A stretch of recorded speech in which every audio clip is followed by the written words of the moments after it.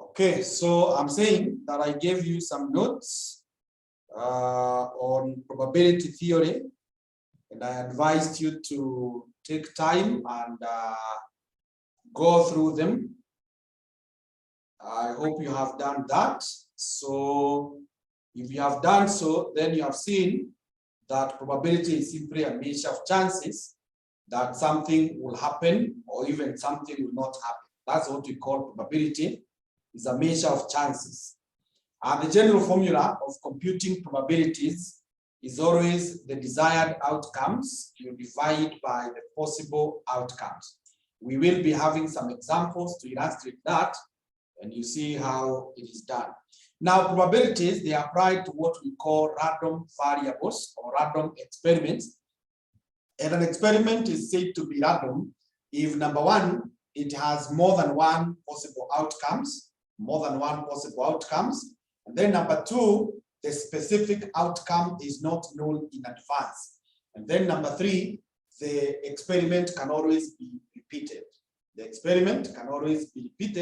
And number four, the results of those subsequent trials need not be the same all the time. For example, when you sit for an exam, that is a random experiment. The possible outcomes are well known in advance. You can either pass or not pass. But before the results are announced, no one knows for sure what will be the exact outcome. And then this exam, it is something you can always repeat. And then we are also saying the results need not be the same all through. As in, every time you sit for an exam, you must always pass or you must always fail. Yeah, there are people who experience that, but there are very few. Majority of us, quite often we fail, and quite often we also pass. So it depends on very many factors. Let me mute.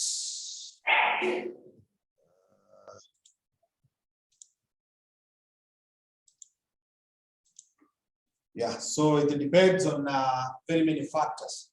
Now we have some terms that we must be comfortable with when discussing our probability theory. And one of them is the trial, and we are saying trial is the act of undertaking an experiment. We have given tossing an exam, a coin, sitting for an exam. Then we have the outcome, which is the result of an experiment. Then we have what we call the sample space. That is simply the collection of the events or the outcomes. We have what we call elementary events. These are events that you cannot divide further. Compound, they are events that you can be able to divide further into smaller values. Then we have what we call marginal probabilities. These are probabilities of elementary events that I've said cannot be subdivided. Then we have mutually exclusive events. These mutually exclusive events, they are events that cannot take place at the same time. They are actually the union of sets. Last time we discussed union, so these ones are union of sets, and the probability formula is given there, which we call the addition rule. Then we have what we call theoretical or axiomatic probabilities. These are probabilities that you give out of your emotions, out of your feelings, out of your opinions, without undertaking any actual experiment. So they are usually not very reliable. Then we have what we call empirical probabilities. These are probabilities that are based on results of actual experiment. They are probabilities that are based on results of actual experiment. And then we have priori. These are probabilities that are provided by an expert, although there is no experiment that is done. For example, someone who is trained in issues of weather, meteorological issues, when they look at the sky and they tell us there will be rain or there will be no rain, that one is called priori. They are experts in that, but they have not undertaken an actual experiment. Then we have what we call independent events. These are events that can take place at the same time or may not take place at the same time, simply because they have no influence on each other. They don't affect each other. Now, these are the ones that we call intersection of sets. When we discuss sets, they are called intersection of sets, and they are handled using a rule we call multiplication rule, which is already indicated there. Then we have what we call conditional events. These are events that influence each other in such a way that for one to happen, the other one must have happened. For example, what we can say in this class, you are listening to me and you are coming to this class or joining this class are conditional. You are now listening to me because you have joined the class. Otherwise, if you did not join, then you will not be listening to me. Those are conditional. So one must have happened for the other one to happen. Now, these ones, we handle them using what we call Bayesian rule. And this Bayesian rule will be coming out in a very prominent way when we go to a topic known as decision making, because it is a rule that we use to revise probabilities. Anytime you make a decision, you always have some expectations. But when the reality comes, you find that the reality may not always be equal to your expectation. So that's why you hear people saying, I wish I knew, or you hear a person saying next time.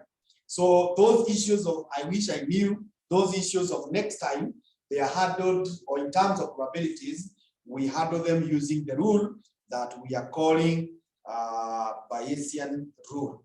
We will be coming across it in a while. So I think basically that is what we need to know about the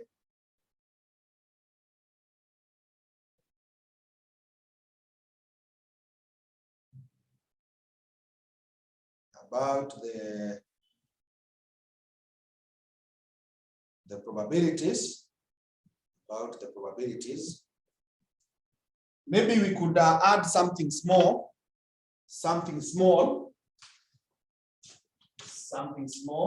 before I get to the questions. Because other rules in probability theory.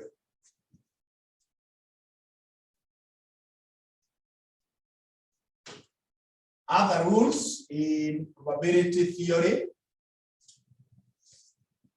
Other rules in probability theory.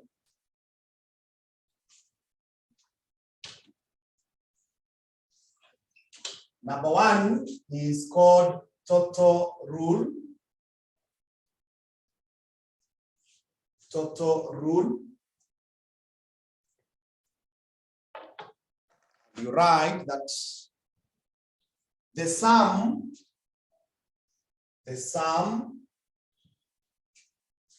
of probabilities, of all the events,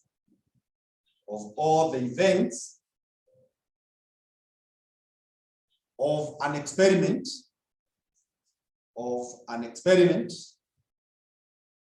is equal to 1.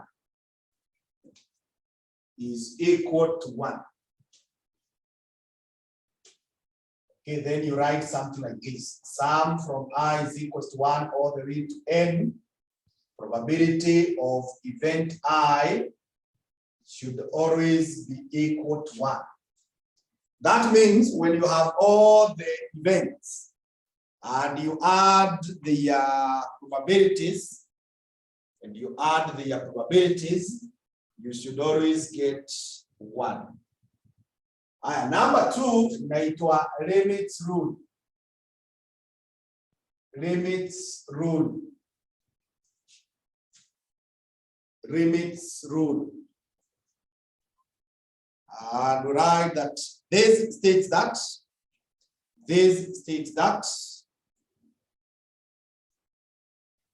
the lowest value of a probability,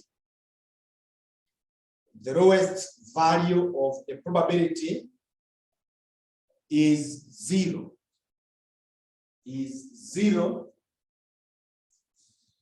While the highest value is 1. The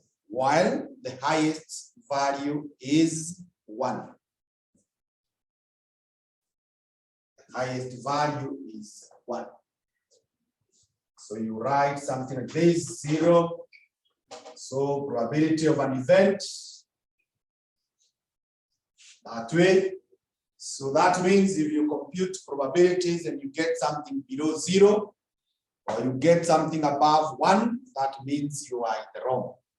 And 0 means impossible. When I tell you your chances are 0, it means what you are requesting is impossible. And 1 means sure or certain. It means sure or certain. If you are told I have 100%, I'm 100% sure, means we have very high chances of getting what is to be done. Number 3 is complement rule. Complement rule. Complement rule. And either this states that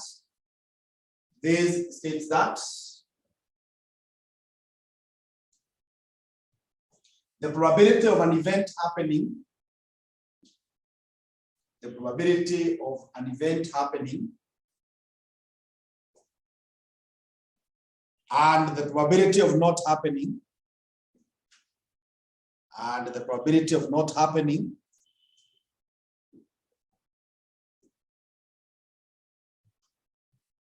when combined is equal to 0. When combined is equals to 0. Sorry, is equals to 1. When combined is equal to 1. When combined is equals to 1. Okay, so you can write something like this: probability of event E plus probability of event E naught, that should be equal to 1. That should be equal to 1. That should be equal to 1. So those are additional rules. We already have discussed the multiplication rule. We have discussed the addition rule and the Bayesian rule. So those are the first 6 rules that you need to master. Something else that I need to highlight is called contingency table. Contingency table. Contingency table. Contingency table.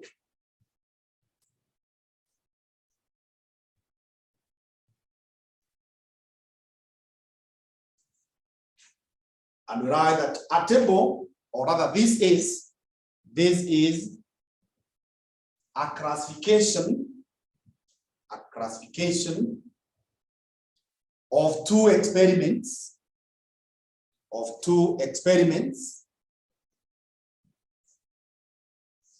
and their respective events. 2 experiments and their respective events. Their respective events. Full stop. The cells in the table,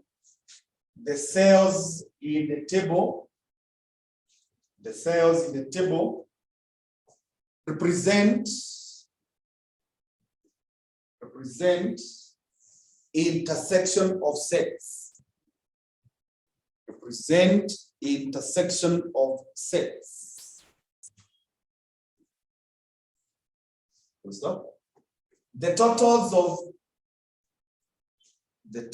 of rows and columns,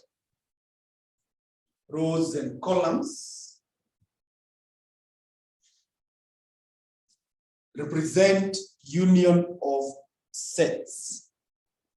Represent union of sets. Okay, hiyo imetosha. The other one that we need to mention is called probability tree. Probability tree. Probability tree.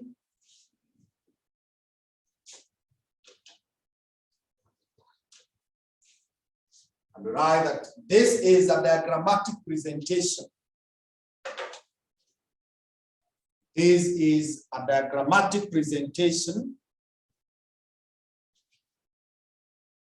of experiments.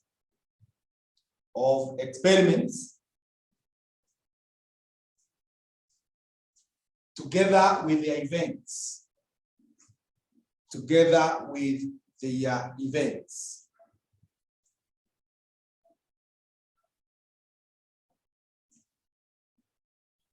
First up. Independent events do not share starting points. Independent events do not share starting points.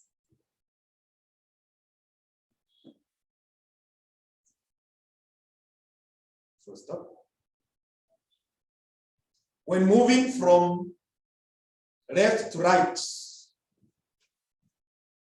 when moving from left to right, the events are intersection. The events are intersection. First up. When moving from top to bottom, when moving from top to bottom,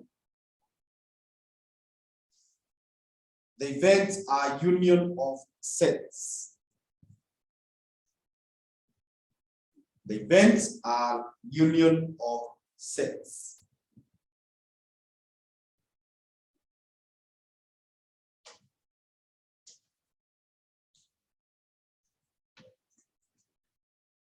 Okay, so that is good enough now.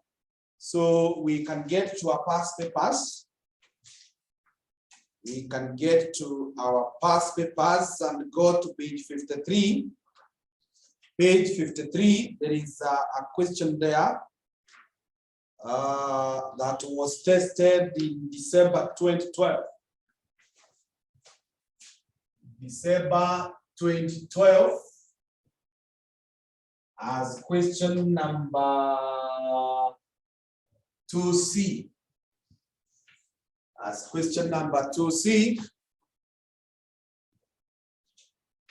I've said it is on page 53.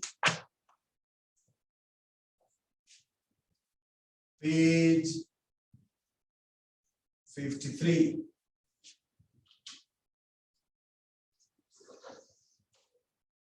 Page 53.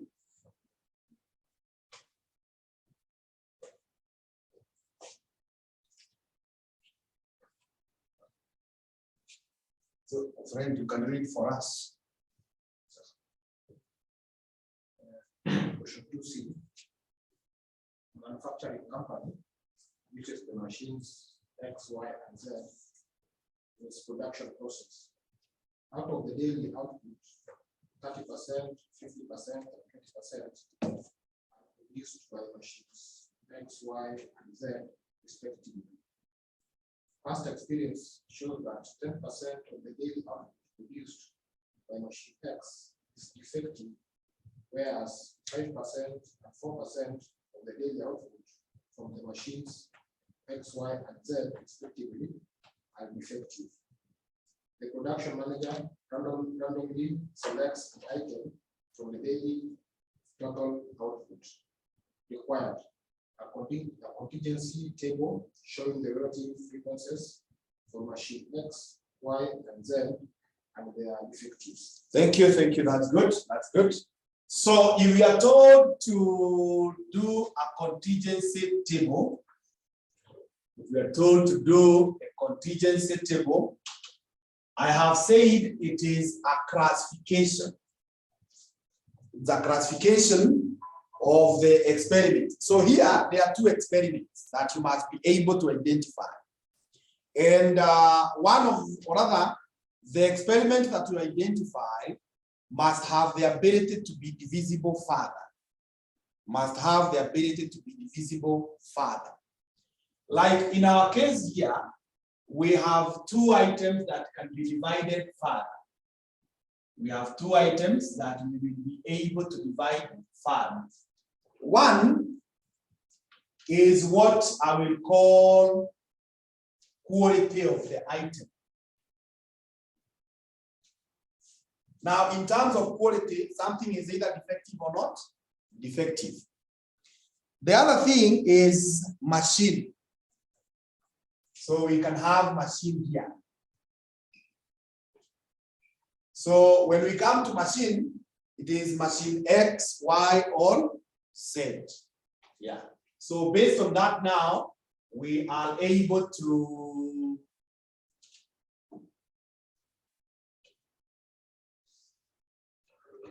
get our table.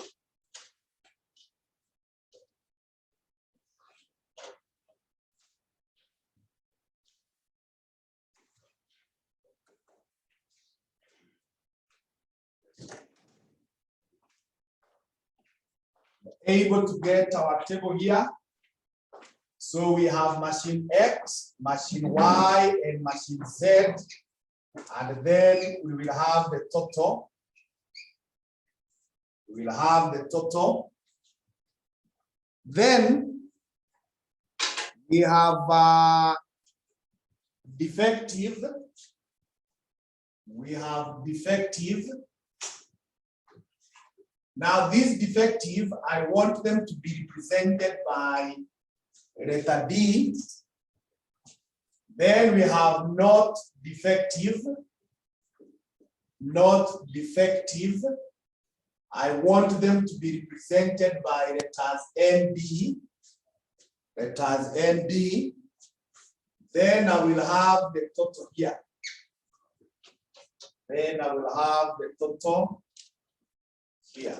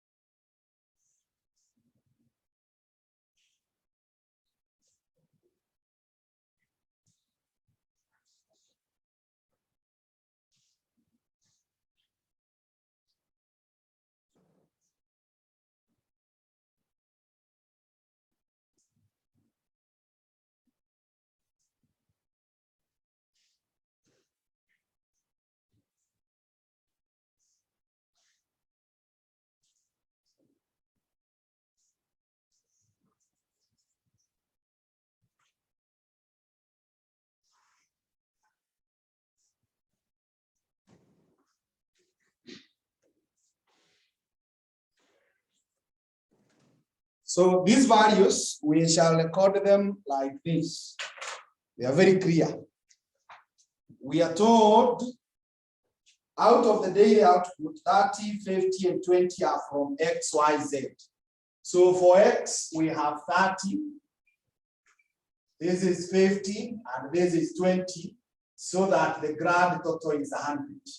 You can either give them as whole numbers that way, or you could give them as ratios, as in 0.3, 0.5, 0.2, and 1. Then we are further told that past experience shows that 10% of the data output produced by machine X is defective.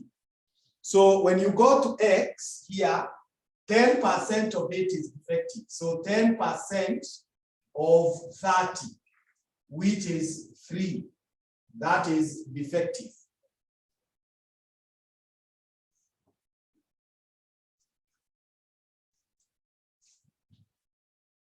Then, hapa, it then means that this must be 30 minus 3, so that we go back to, that gives us 27.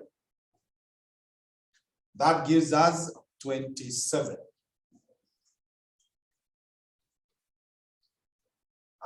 The next is 5% of Y are defective. So 5% of 50. Give me 5% of 50. Is what? 2.5. Is 2.5. And therefore, this must be 50 minus 2.5. 2.5. Meaning we have 47.5. We have 47.5. Then the next one is 4%. 4%. It is 4% of 20. 4% of 20 is what? 0.8. So that this is 20 minus 0.8. And you have 19.2. You have 19.2. Then give me this, green plus this, so that we get the total of the defectives. 6.3. Give me the total of the not defectives.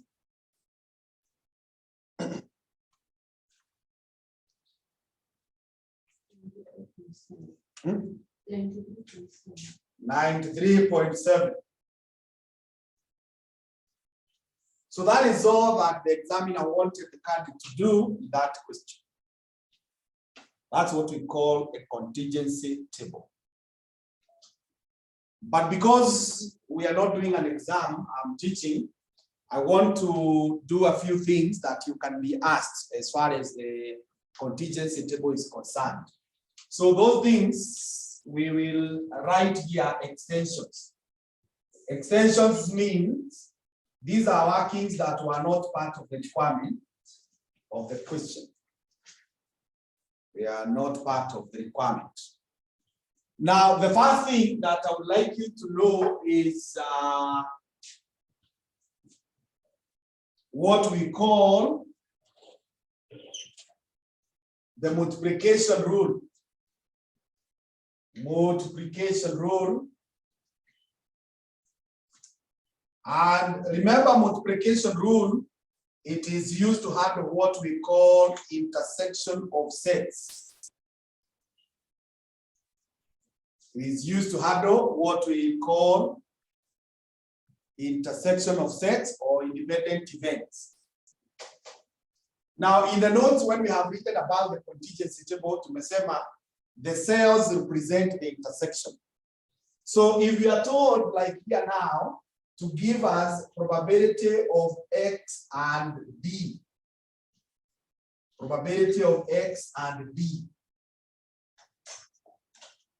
Remember, our general formula is desired over the possible. That's the general formula. So you simply go to where X meets D. You can see X meets D here. So whoever is there is 3. And then you divide by 100, the total. And that's all. You can leave it that way. You can choose to simplify further. Similarly, if I were to tell you, give me the probability of Z and not defective. The probability of Z and not defective, it is where Z meets not defective. And we have 19.2, you divide by 100. Divide by 100. So those ones, I'm not going to give many because we will be coming across them in the others. So hizo zimetosha. The next one is if we want you to use addition rule. If they want you to use addition rule, remember addition rule inatumika in the union of sets. In the union of sets. Addition rule, we use it in the union of sets. So these are places where you are told, for example, probability of X or Y. Probability of X or Y. So this one opens up like this. It is probability of X plus probability of Y minus probability of X and Y. Minus probability of X and Y.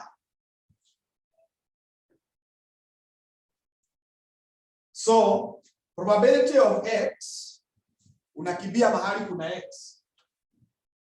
All the X's are 30. You divide by our total, 100. Plus Y, unakimbia mahali kuna Y. All of them are what? 50. Minus this add here, ndio tumetumia hapa na tukasema it is what? The intersection.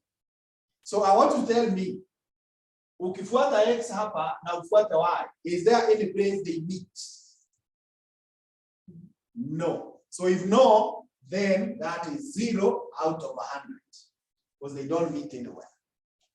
So if they don't meet, then our final answer will be 80 out of 100. 80 out of 100.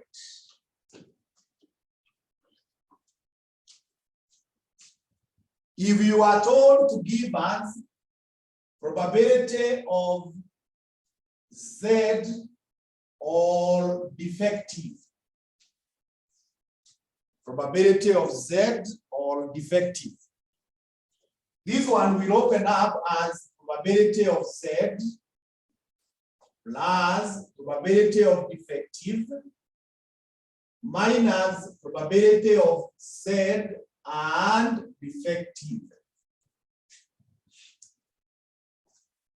And defective.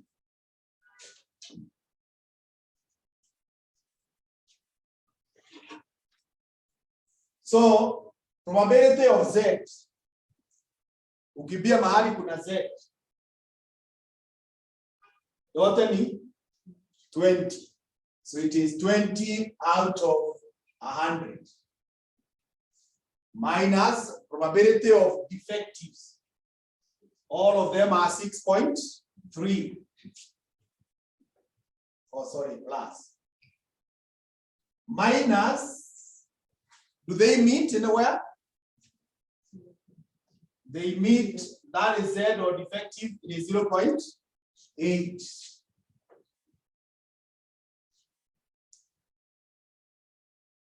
So that would be what? 25.5.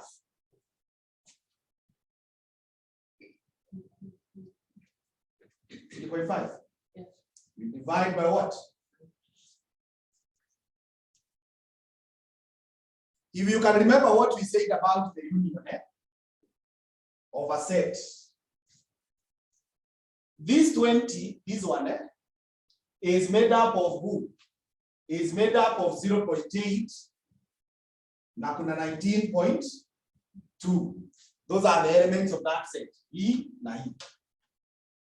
Then this 6.3 is made up of 3, it is made up of 2.5, and it is made up also of 0.8. So that you're able to connect what you say.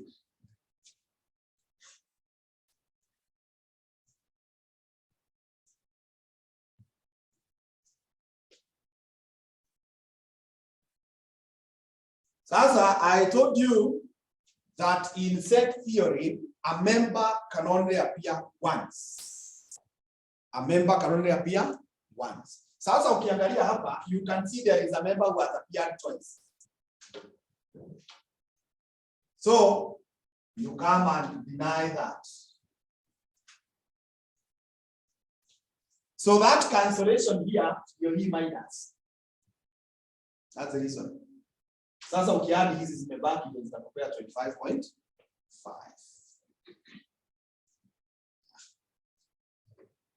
Haya, if you are told to give us probability of Y or not defective. Probability of Y or not defective, it is probability of Y plus probability of not defective minus probability of Y and not defective. And not defective. Haya, Y iko na 50, so 50 out of 100. Not defective, it is 93 out of 100. The point where they meet is 47.5 out of 100.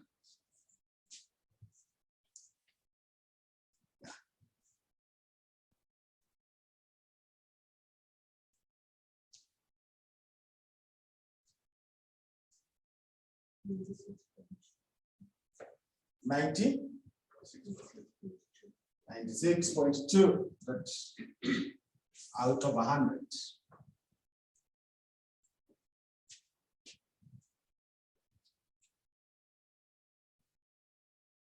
So that is about the addition rule. The other rule that you can come across is the conditional rule or the Bayesian rule. Bayesian rule, and Bayesian tumesema inatumika with conditional events. Conditional events. Conditional or the dependent events. Na nimesema these are events that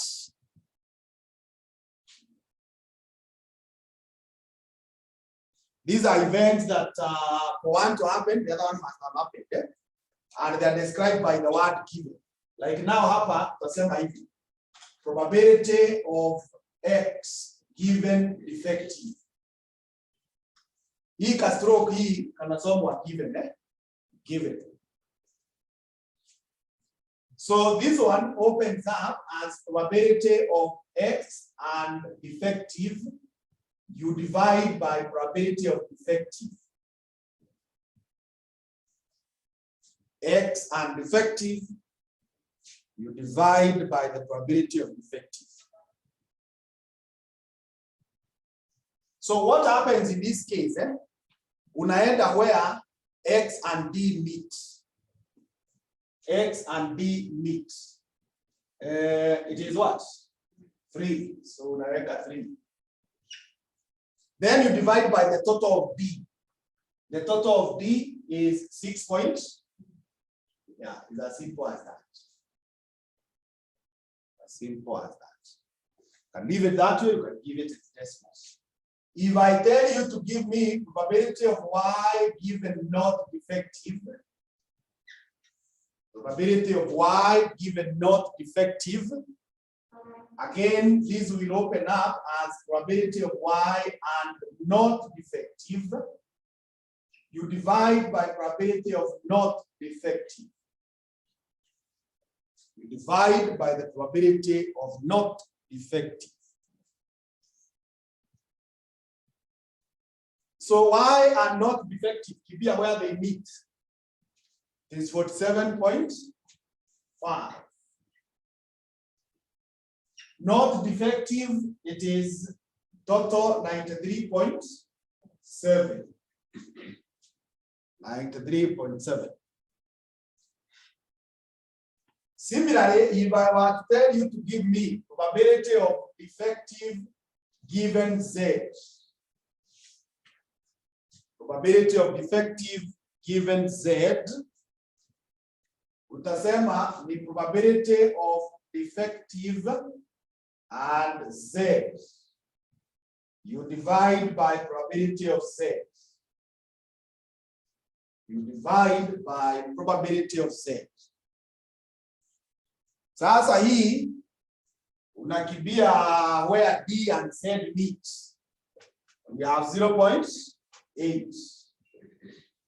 And the total of Z is 20. Sasa hiyo ndio maswali you can come across as far as the contingency tables are concerned. That is what they can bring your way.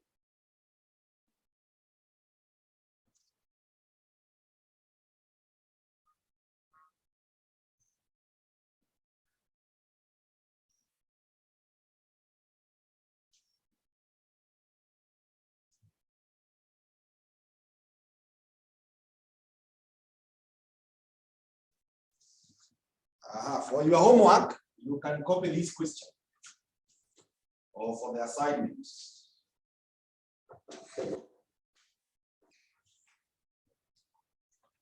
The assignments.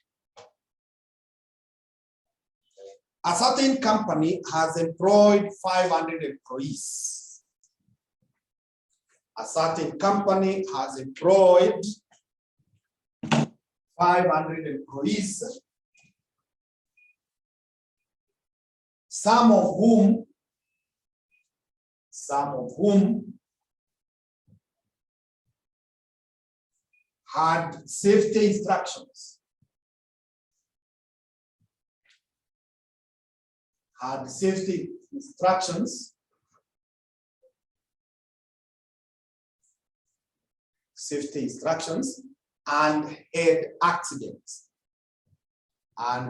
had accidents. First of all, 2% of all the employees had accidents. 2% of all employees had accidents.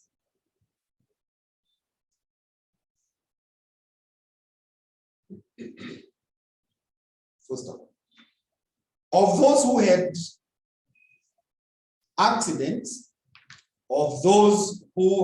accidents,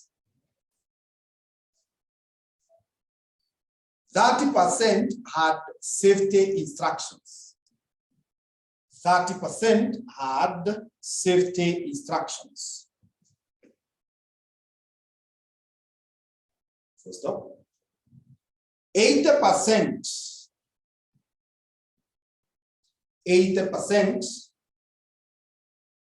of all the employees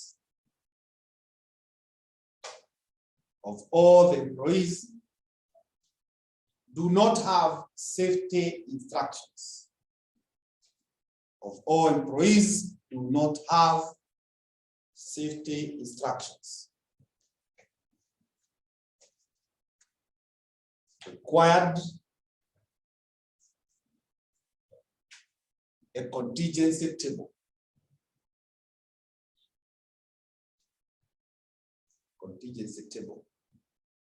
So what I would like you to do on your own, ukishachora your contingency table, you also come up with your own requirements. You do one or two, the intersection, the union, and the condition, right? Yeah, a few, one or two. Yeah. Good. That is about the contingency table. Sasa kutoka hapo, and on that question, or that question that we are dealing with, that is on page 53, question 2A, you answer it. It is theoretical. Question 2A. Hiyo swali ile tulimalizana nayo. Question 2A naona iko na theory ya probabilities. So uhakikishe umeangalia hiyo. So that now I can look at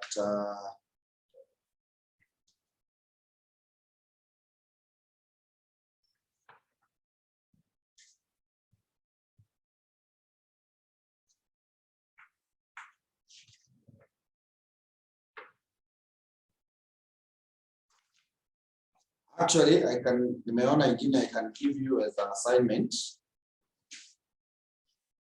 So another one is the question of May 2014. May 2014, question 5A is on page 48.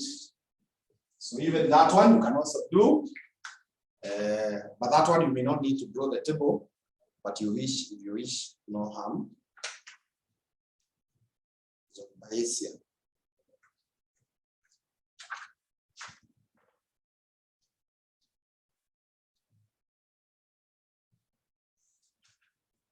The next one is on page 42.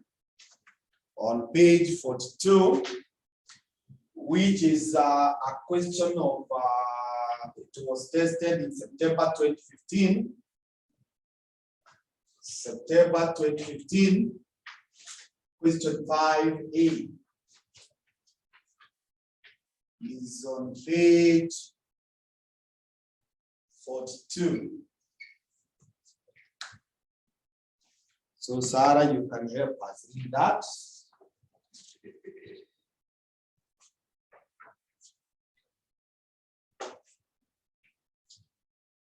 The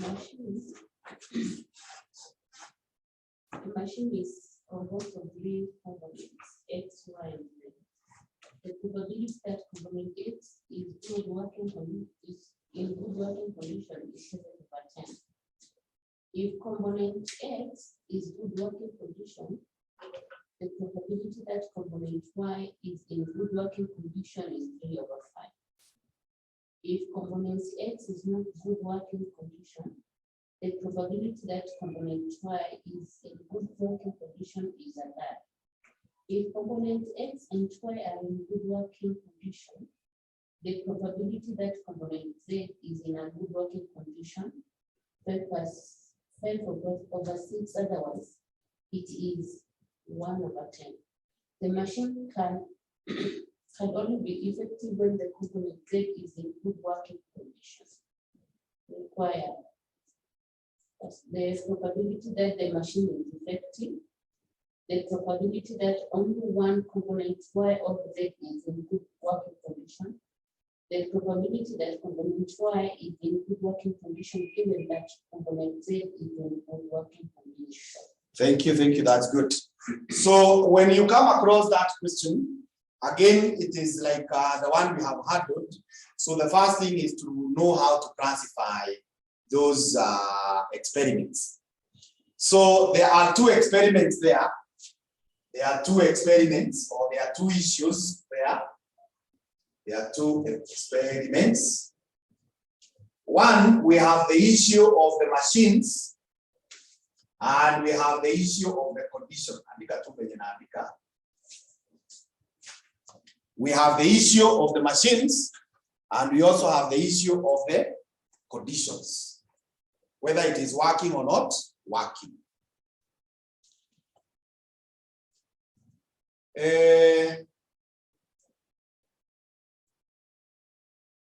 Here we have what we call the machines X, Y, Z, and the other one is the issue of the conditions. You could use a contingency table, or you can use a probability tree. So I want to use a probability tree now. Now, if you're using a probability tree, The sketch. You come up with a sketch. Now the sketch is like this. We have machine X, which is either working or not working. Then we have machine Y, which is working or not working. And then we have machine Z, which is working or not working.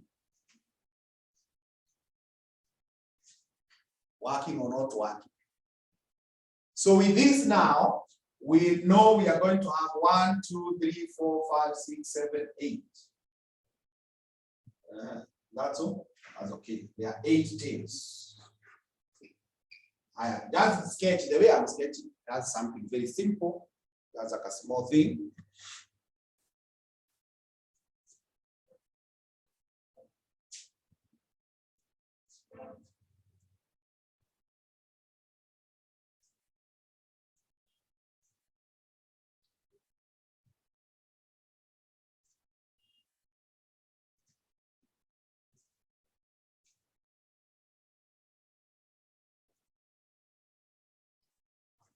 So now from there, you draw a fair copy. And this is what I would like you to do. In your book, the page begins from this side. Kama hapa, unapima or you estimate hii 3 itaenda mpaka wapi? Karibu mwisho, lakini si mwisho. Maybe 3 quarters.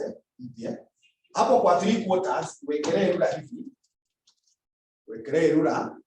And you space out 8 dots or 8 circles. So kama hii yangu nitahesabu hivi 1, 2, 3, 4, 5, 6, 7, 8. 1, 2, 3, 4, 5, 6, 7, 8. Fanya hivyo and make sure it's not congested. Like now that you have squared books, most of you, at least unaweza skip 2 lines or 3 lines. 3 lines could be better. 2 or 3 lines. 2 or 3 lines. Ikitatoshea 8.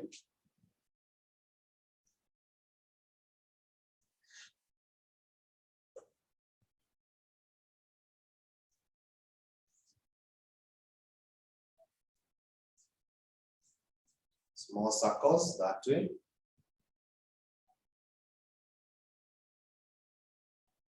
So if you have done that,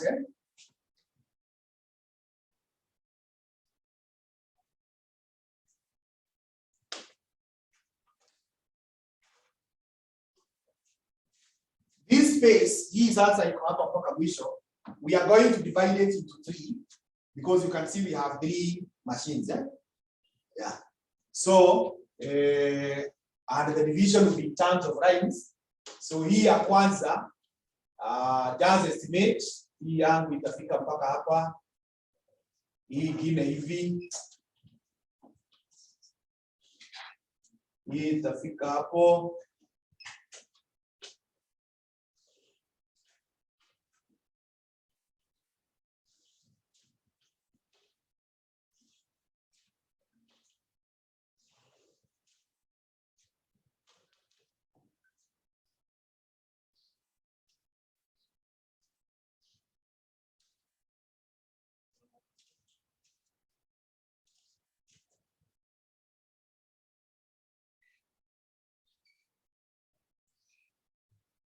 And then hii ya pili nayo, maybe nikuje nisimamishie hapa.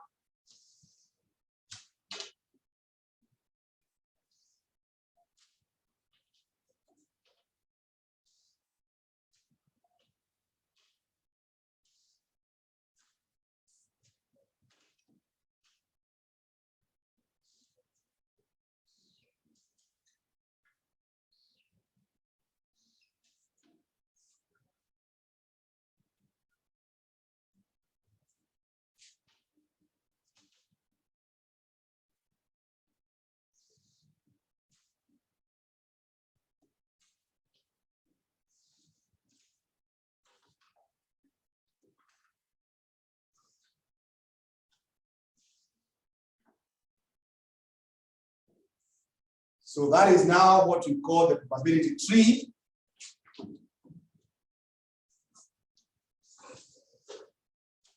That is our probability tree.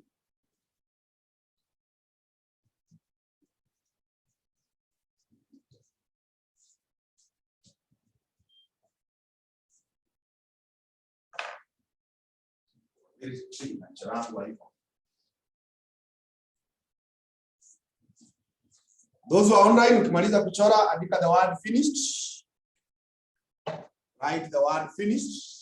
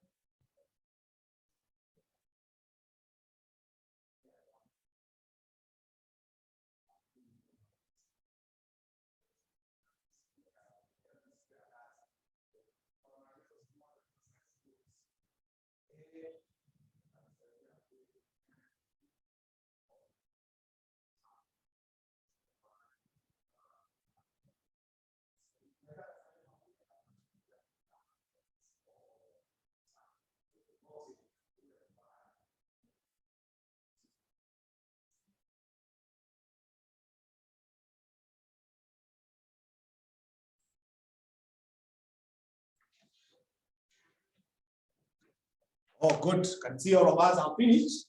So Sasa, this is how you go about it. We have machine X here. So the machine X is working or machine X is not working. X working, X not working. Then we have machine Y, which is either working or Y not working. Y is working or Y is not working.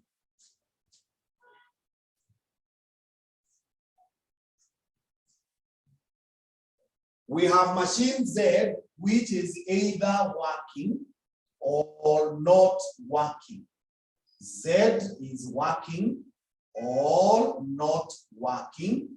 Z working, Z not working. Z working, Z not working. So what we need now to do, what we need to do is to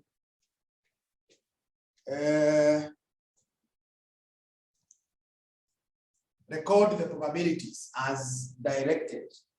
So tunaambiwa the probability that component X is in good working condition is 7 out of 10. So tukuje hapa, X working is 7 out of 10. So not working then must be 3 out of 10 because of what we have called the complement rule. 3 out of 10. Then huyu mwingine tunaambiwa if X is in good working condition, the probability that Y is in good working condition is 3 out of 5. So if X is working, the probability that Y is working is 3 out of 5. Therefore, Y not working must be 2 out of what? 5. Must be 2 out of 5.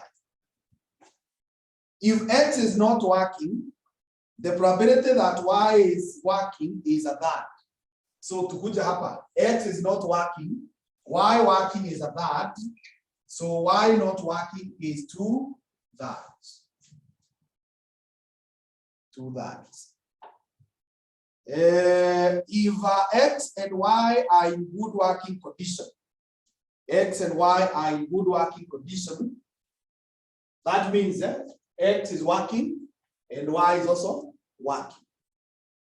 The probability that Z is in good working condition is 5 out of 6. So this is 5 out of 6. So that means not working is 1 out of 6. Otherwise, ni kumaanisha everywhere else. Everywhere else, the probability that Z is working is 1 out of 10.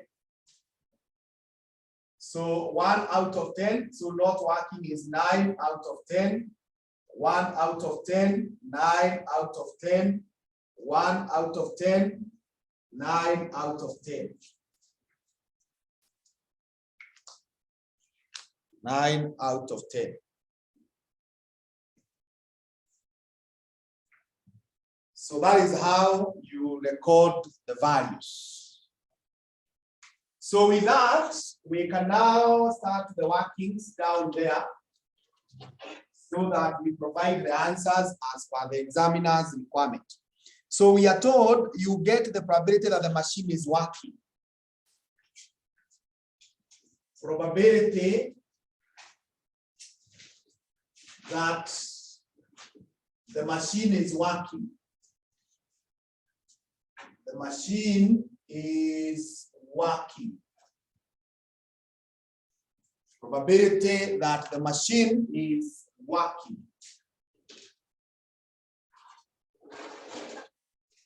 So the instructions in the question are: the machine can only be effective when Z is in good working condition. So where Z is working, the machine is working. So unarudi hapa. Where do we have Z working? Here Z is working. Even here it is working. Even here it is working. Even here it's working. So tutasema ni probability ukifuata hii. Naona hii. Unaifuata hivi mpaka hapa. It is probability that X is working and Y is working and Z is working.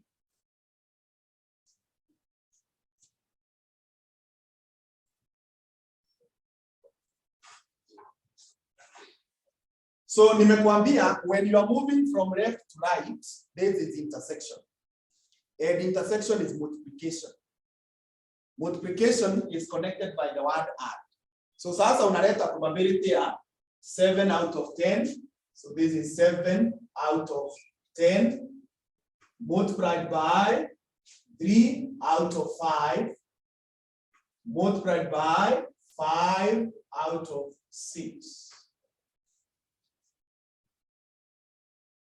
So this is 21 out of 60.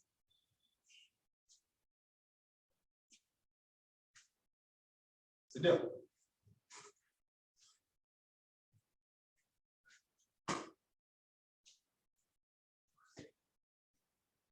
And it is free, you could reduce it to by 3. This is 7 out of 20. 7 out of 20. Or where else do we have Z working? Here. This one. So tufuate hii nayo.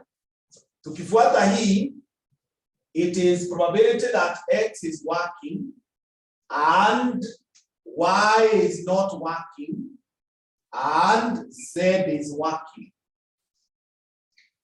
Z is working.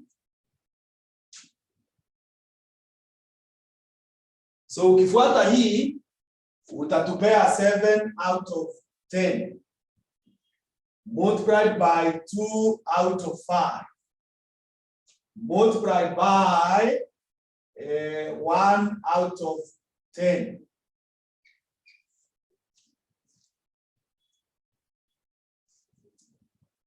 So if you cancel, this is 5, 25, 250, 7 out of 250.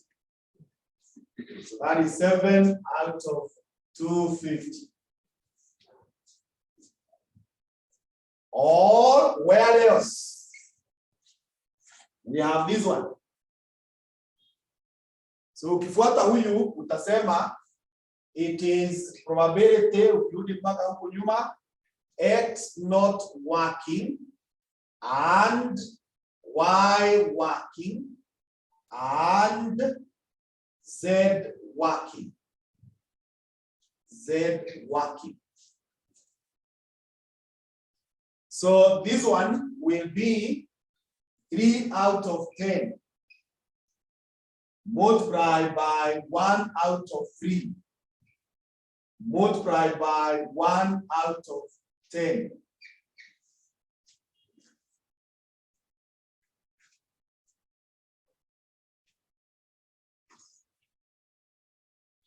So if I cancel, this is 1 out of 100. Yeah. Or wherever else that Z is working is here. So it is probability nikifuata mpaka huko X not working and Y not working and Z working. And Z working. So X not working is 3 out of 10. Y not working is 2 out of 3. And this is 1 out of 10. So this then must be 2 out of 100. So our probability that our machine is working, machine working, we know, sasa nilikwambia tukiteremuka hivi downwards, that is union, and union is addition, which is described by the word or. So it is 7 out of 20 plus 7 out of 250 plus 1 out of 100 plus 2 out of 100.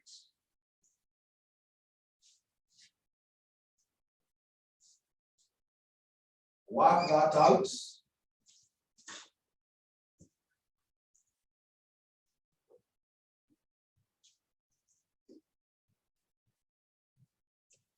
One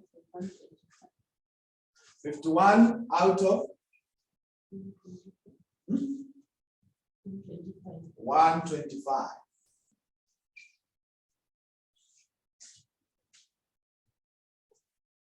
So that is how you argue when you're using a probability tree.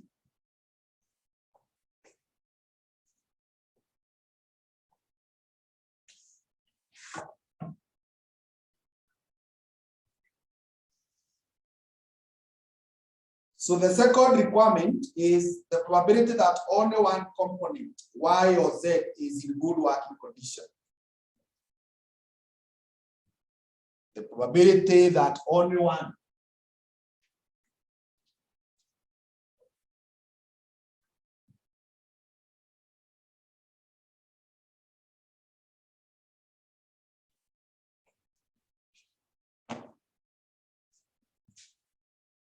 so probability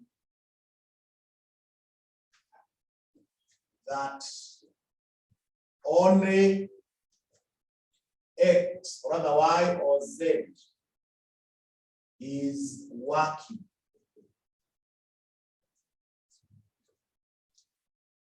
So if you want only where X rather Z or Y is working, that means there is no other one that is working.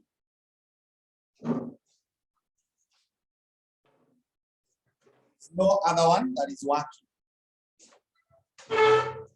And particularly, X must not be working. So, to tell where Y is working. You see here, Y is working. But X is also working and Z is working. So that one is rejected. However, X is not working. That's okay. But Z is working. So we can take this one where Z is not working. So X not working, Y working, and Z not working.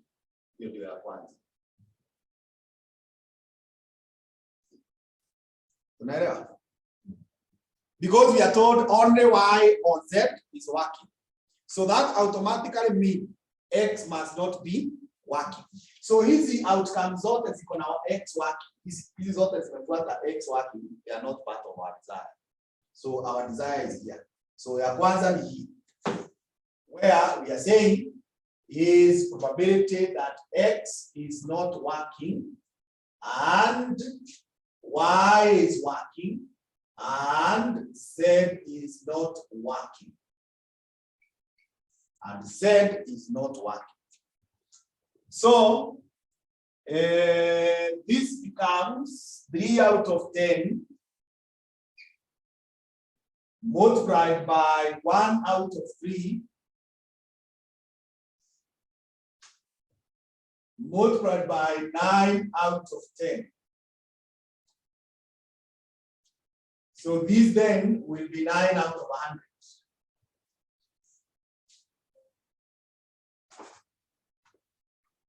Or where else? It is where X is not working and Y is not working, but Z is working. Z is working. So this will be 3 out of 10. Y not working is 2 out of 3. And 9 out of 10 is Z working, which is no Z not working. So I have 1 out of 10. So this must be 2 out of 100. And therefore, probability of Y or Z only, it is going to be 9 out of 100 plus 2 out of 100. So this must be what? 11 out of what? 100. 11 out of 100.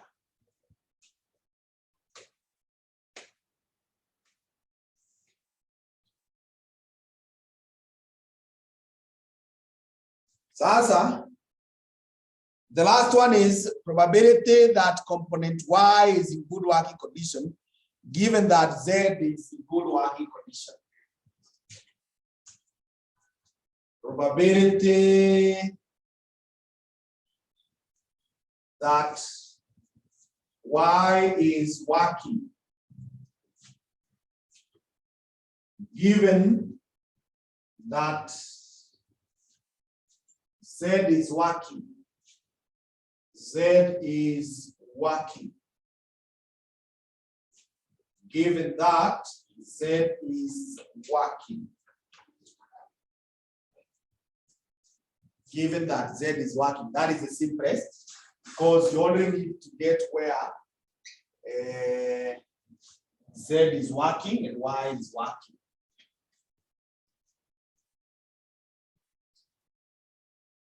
But that one has not excluded X working, because you're simply told Y is working given that Z is working. So it's also possible that X is working or X is not working.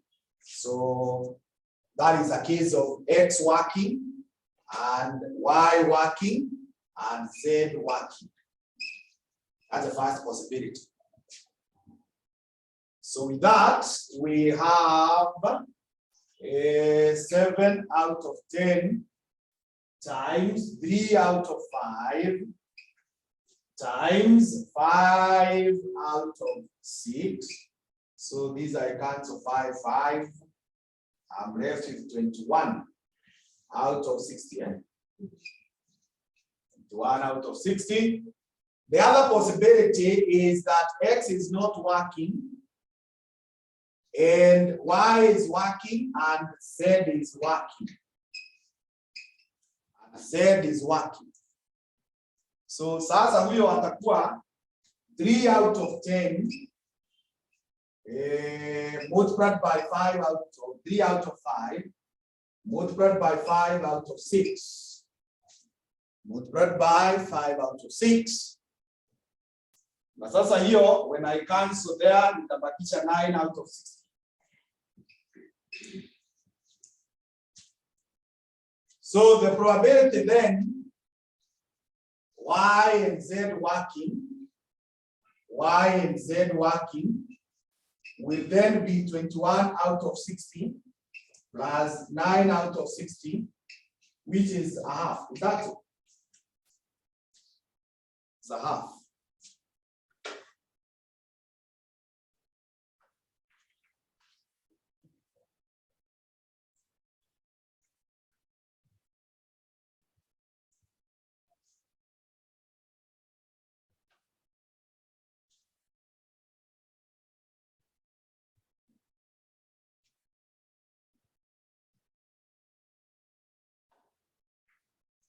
So if we are okay, we will proceed. Those who are online, if you are okay, say my yes.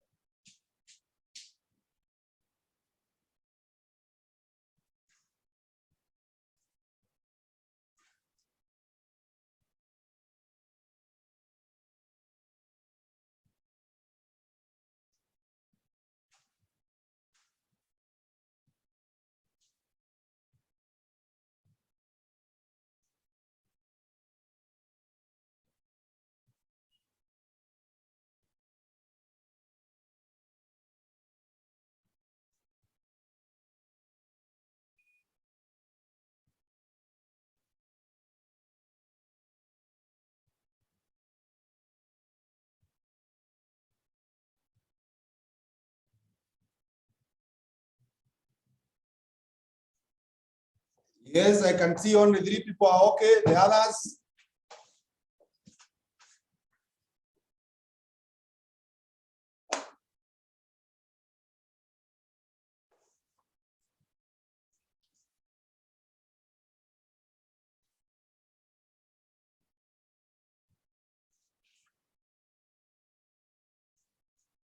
Yeah, so one more person has not given us their view.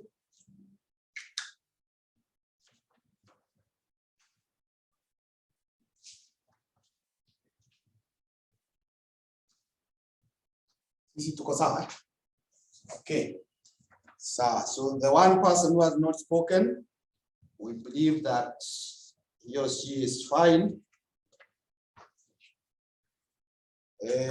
For your practice, I would like you to attempt this question of November 2016. November 2016, question 1A on page 2. Page 2.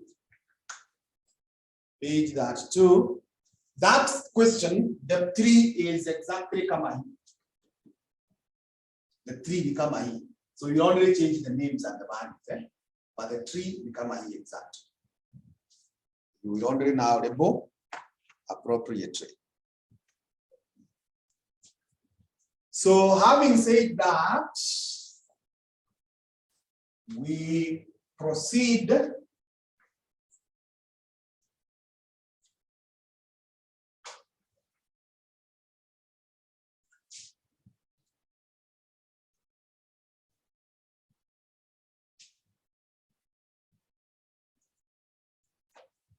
and mention something we call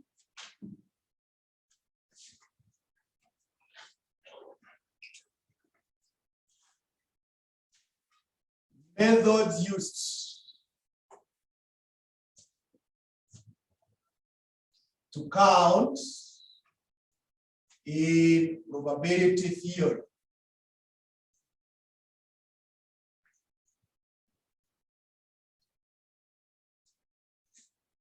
Methods used to count in probability theory. So we shall list them, then we discuss each at a time where necessary. One is called set theory. The other one is called probability tree. Probability tree. Number 3 is called permutations. And number 4 is called combinations. Combinations.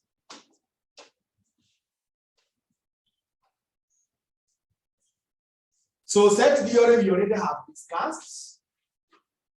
And you remember when we were answering the questions, so how many are here, how many are here, we answered such questions.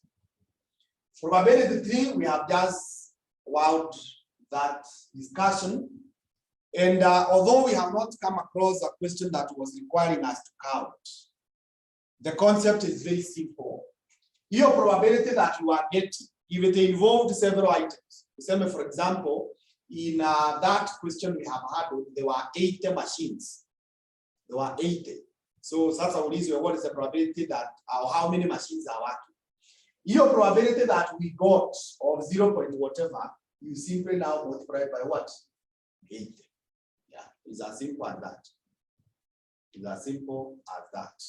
So I think that is okay. So now what I need to do is to mention permutations. Let's look at permutations.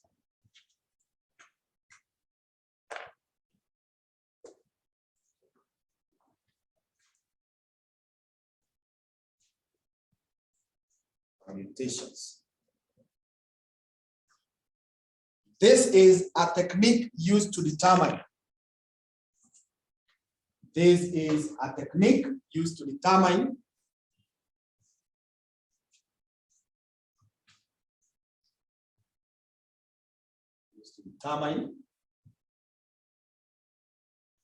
the number of different ways. The number of different ways in which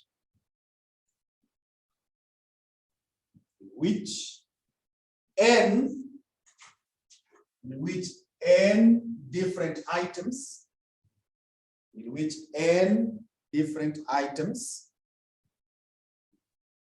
can be arranged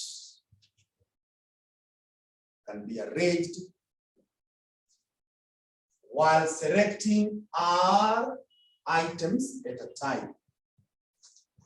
while selecting R items at a time. First one. Permutation recognizes positions.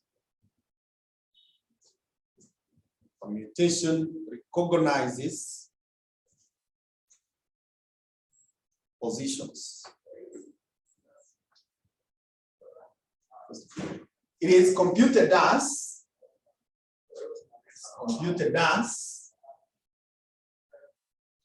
the number of ways equals to n permute R is equals to n factorial n minus R factorial.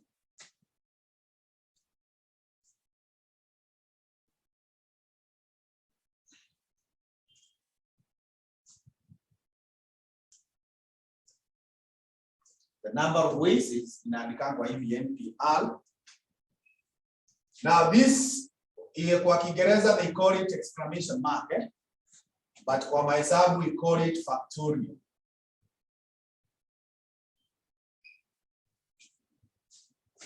Factorial. Now factorial means multiplication of natural descending numbers. Of natural descending numbers. Natural descending numbers.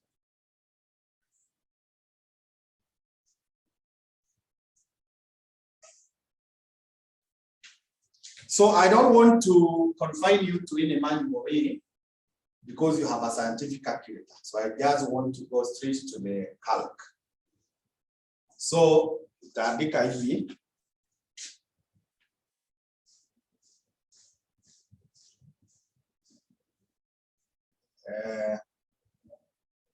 Getting factorial using a calc.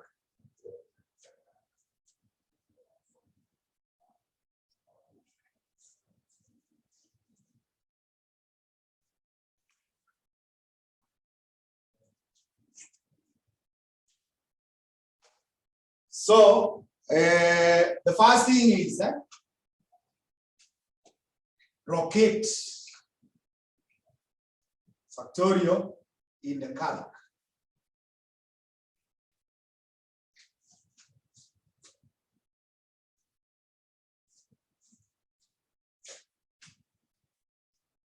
The other thing is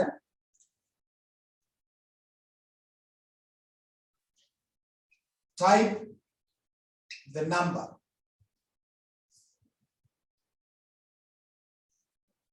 Type the number. Next is press shift.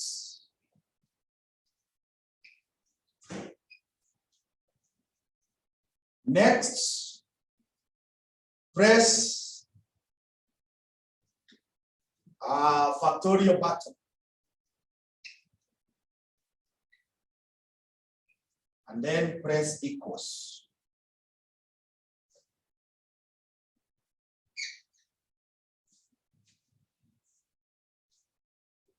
Example.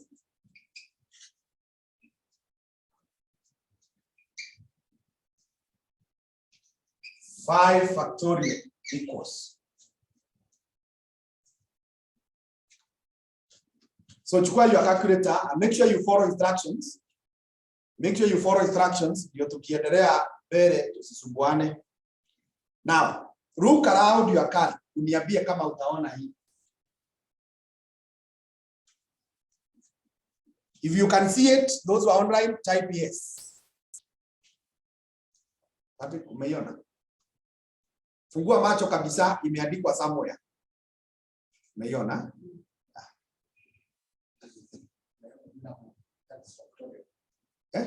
X factorial. Most of the calculators zingine zimeandikwa X factorial hivyo Okay, sawa. X factorial zingine zimeandikwa 2 factorial.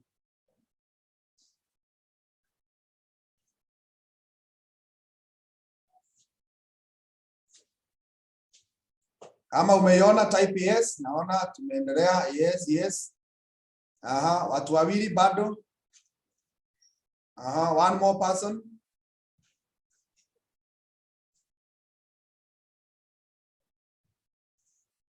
Sijui huyu mwenye haongei kama alifungua kamera kaenda shughuli. So tutaendelea tu because that is the same thing that happened the other one. So kama ushaiona si shift tunajua iko wapi. Sasa type the number, press 5. Then press shift. Then press the button where you saw that. Now for screen you have 5 factorial. See there? Then press equals. The answer is what? 120. That's how you get the factorial. Sasa hebu nipatie factorial ya 95. 95 the same way. So utasema 95 shift factorial. Hiyo inakataa math error. Anyone getting? So that is very high. And my calc being 570 kikataa ni kubwa sana. Hebu tubadilisha tuweke 45 tuone kama itachukua hiyo. 45 shift factorial inachukua. So copy venye imetoka. Copy 1.19622 hizi ni 209 times 10 raised power 56. At least when you see that big value, it will be helping you to remember that we used the. So that is how you are told to.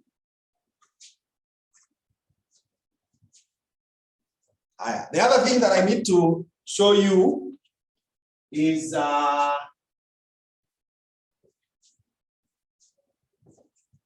getting permutation using a calc.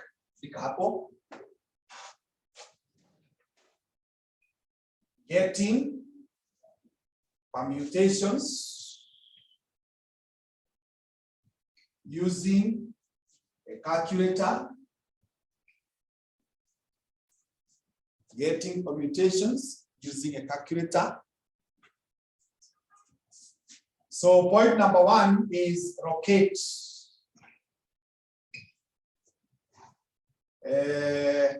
NPR on the calc.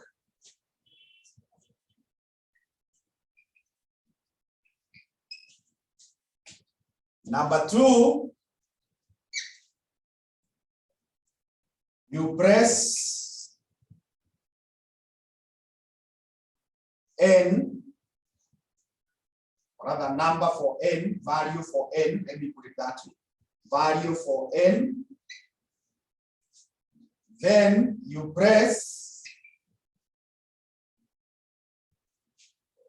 most of your calc iko kwa base. So I think the instruction that will work for every one of us is press shift. Press shift. Then you press NPR button. Then you press value for R. And then you press equals. Press equals. So we can have an example. If we are given 3, permute 3. So the first thing, chukua calculator, utafute NPR. If you can see it, type yes, wala wako online, create NPR. Watu umeona? NPR. Wenye wako online, kama umeiona NPR, mahali kumeandikwa NPR, Yes, Mary. Yes, Musa. Esther. Hassan. Yes, Berry. So Mary Gitaudi, okay. Oh, Mary ameongea. Eunice, I can see. Good. Yeah. So now we have seen it. And for most of us, iko kwa base, kwa body. Haiko juu ya button, si ndio? Iko kwa body. So kama anything iko kwa body, huwa tunatumia shift. Sasa tuanze. So you press, now that we have rotated it, so we press 3. 3 is our N. Then you shift, you press where umeiona. So you have now 3P or screen. Then press 3, then press equals. Yeah.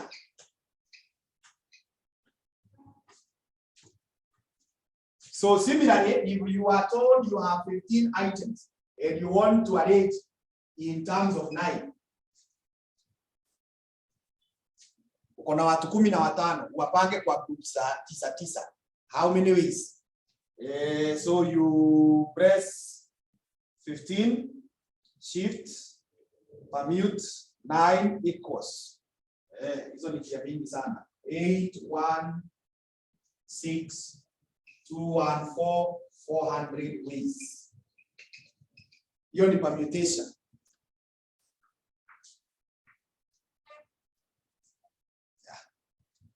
So ukishajua kutumia calculator, hiyo imetosha. That's why I'm not using this one, right? Because the answer will still be the same. Haya, tuende kwa combinations now. Combinations.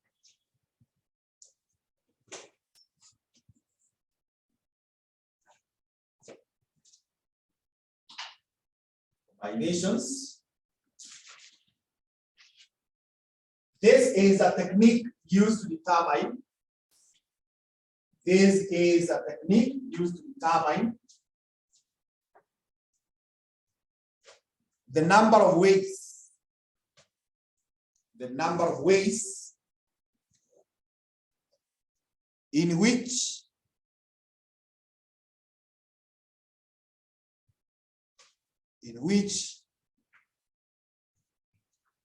n different items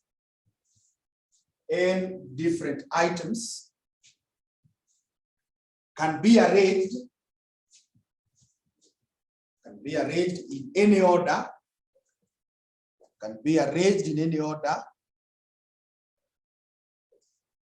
while selecting R items at a time.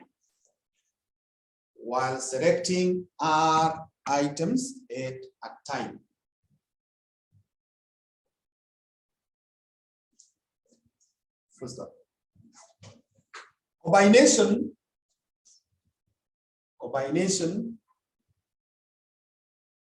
recognizes, or rather does not recognize position. Combinations does not recognize positions. Computer does. N combine R is N factorial. You divide by R factorial, N minus R factorial.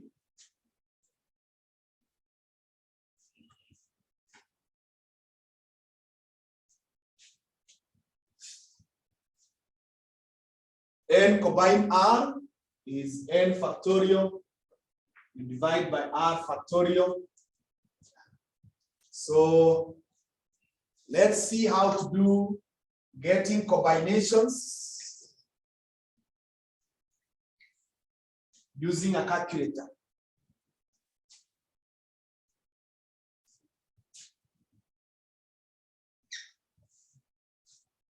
So the instructions are like for the permutations, but for most of your calculators, imeandikwa juu, iko juu.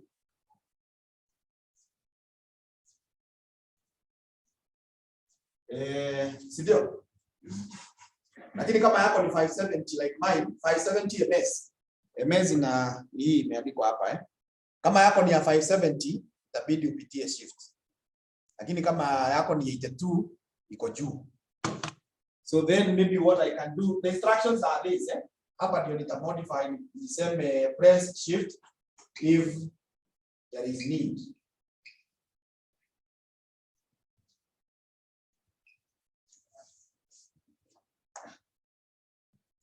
If there is need, that's the only time you press shift. Kama yangu sasa nitakuwa na press shift. Kama yako haina, iko juu, so unaenda tu straight. Then hapa you press NCR.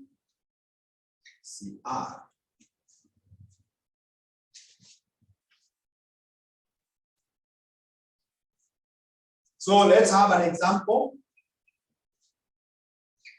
3 combine 3. 3 combine 3.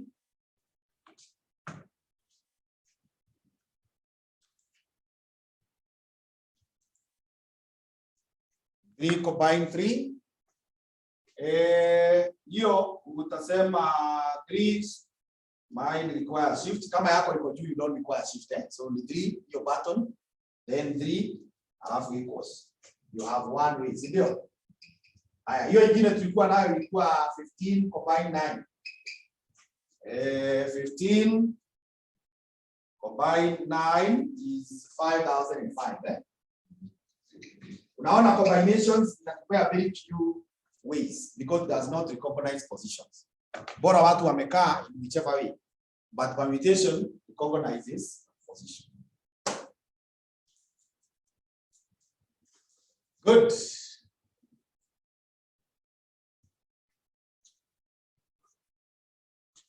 The next thing that we need to look at while we are in this topic of probability theory, we need to probability distributions.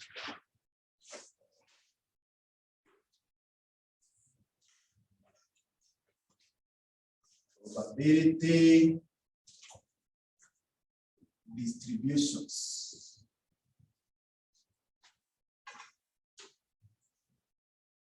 Probability distributions.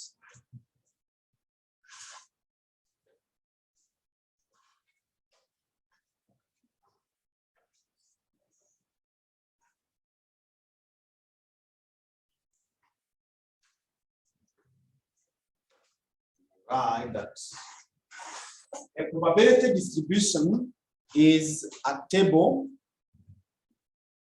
The probability distribution is a table or an equation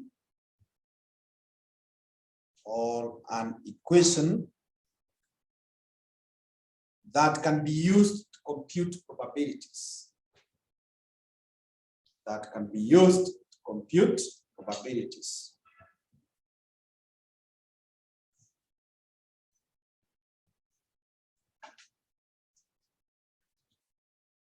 Stop. The distributions are broadly divided into two.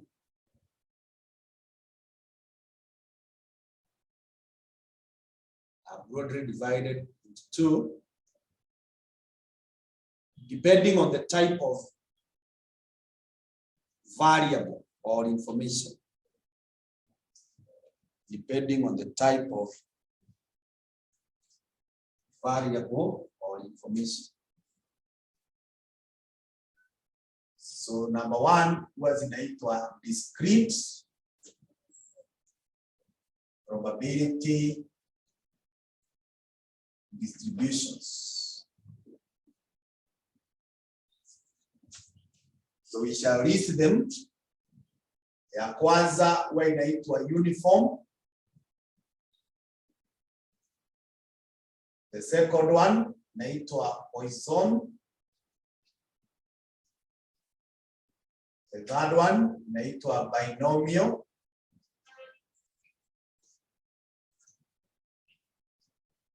The next one inaitwa geometric.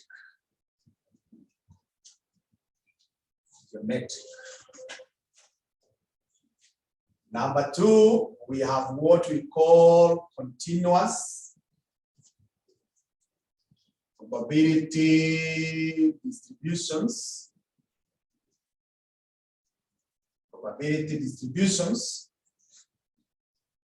Under this one, we have one called exponential. We have another one called normal. We have another one called said. We have another one called T. We have another one called F.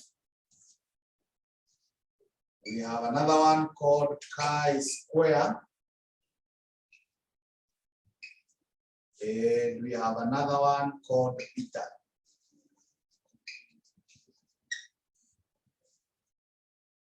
Those are the distributions that we have.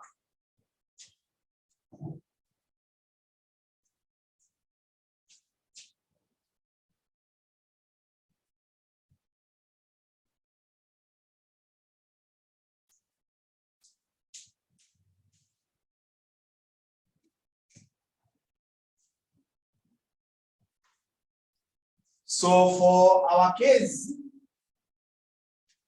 I will not discuss this. Maybe much later on. Actually, I should have started. I should take the ones that I'm going to discuss. I will mention this, and this. The others will be appearing as we go by and by in other areas. But for the purposes of this topic, that is what we shall discuss. Now, before we take a break, let's discuss the first one, this one. It is a very simple one. Actually, I've never seen it even being tested. Uniform probability distribution.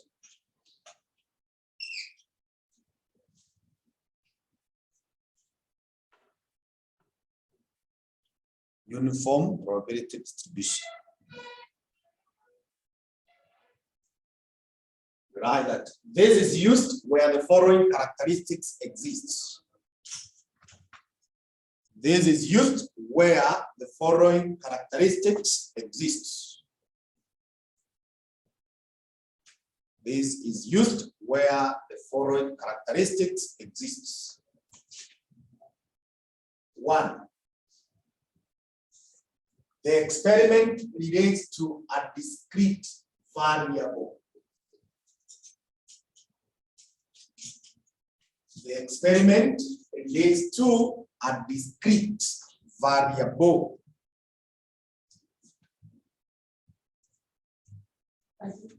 The experiment relates to a discrete variable. Experiment relates to a discrete variable. Number 2. All the events have equal chances of happening. All the events have equal chances of happening within a defined interval. Within a defined interval.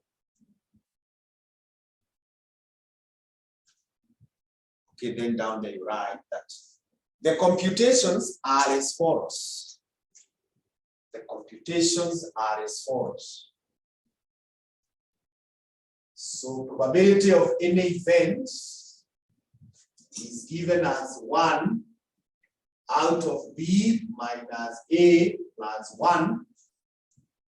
Probability of any event is 1 divided by B minus A. A is the lower limit. B is the upper limit. And if you are told to get the mean is given as A plus B divided by 2. If they want the mean, it is B plus A divided by 2. And if they want standard deviation, it is B minus A, you divide by 6. It is B minus A, you divide by 6.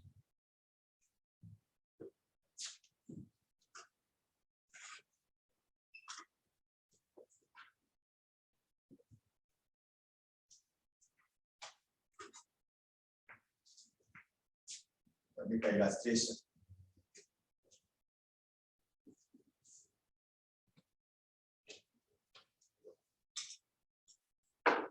distribution.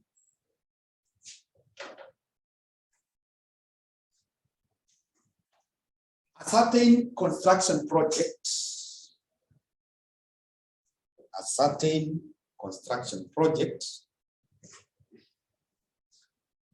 requires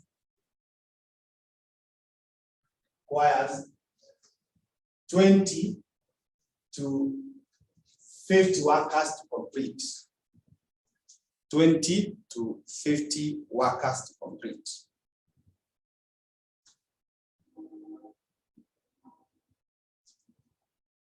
First of all, assuming uniform distribution,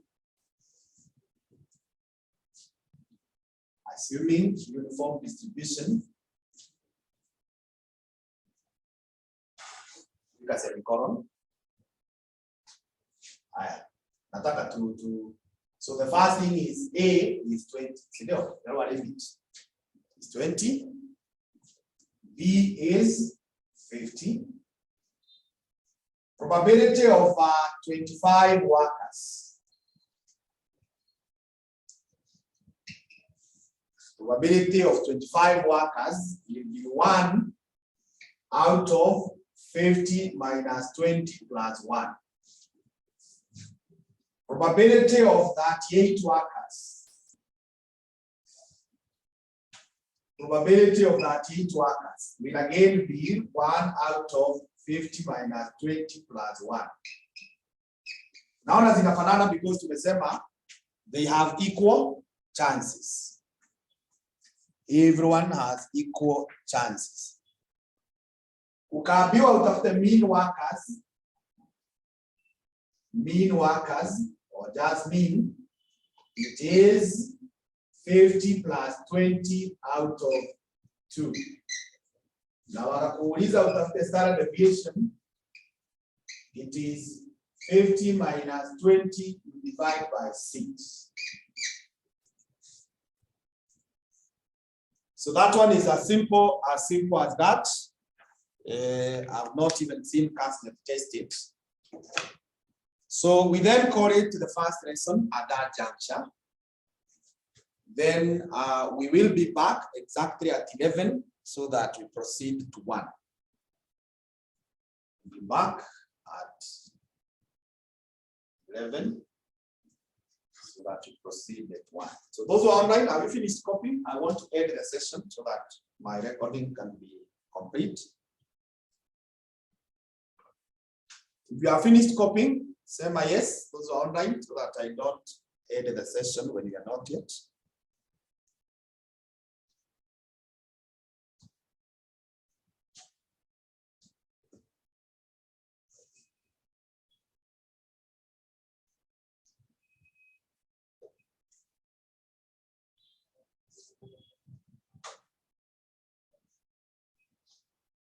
One more person. Good. So we meet at 11. You will use the same link at 11.